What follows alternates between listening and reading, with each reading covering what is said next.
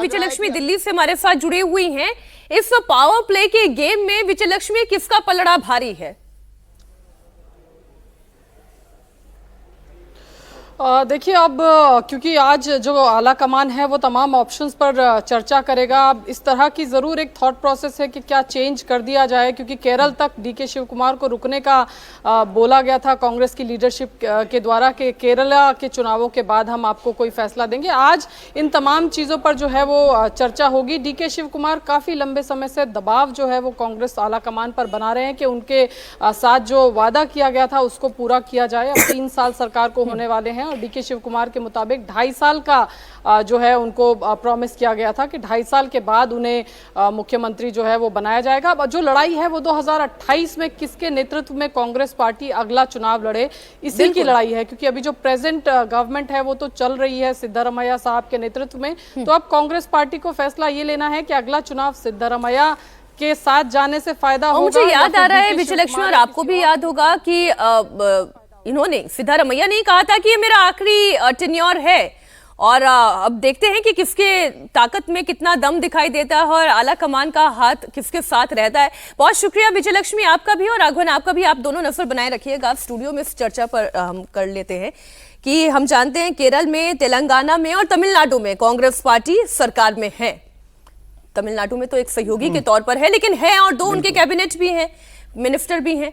अब अगर कर्नाटक में यह नाटक ज्यादा लंबा चला तो 28 में फिर बड़ी मुश्किल हो जाएगी।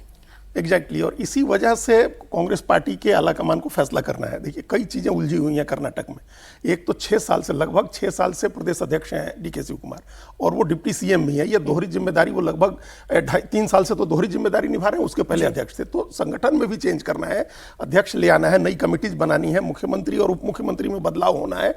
ये डिसीजन करना है ताकि 2028 की लड़ाई में आप जाएं नई तरह से।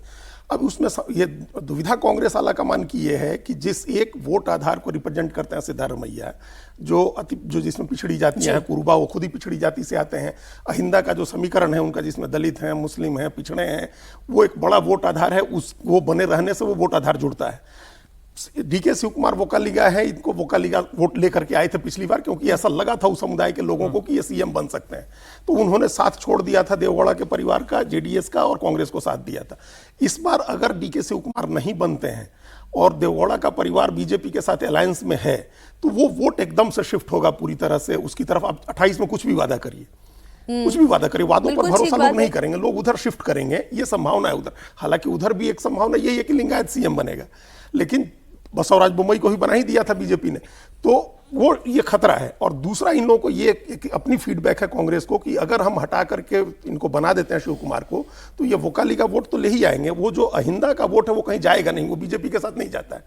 मल्लिकार्जुन खड़गे राष्ट्रीय अध्यक्ष हैं, अभी फिर वो राज्यसभा में आ जाएंगे, अभी उनका टर्म खत्म हो रहा है। तो दलित उनकी वजह से आएगा ही, मुस्लिम आएगा ही। अब आपने देखिए दलित वाली बात कह दी है।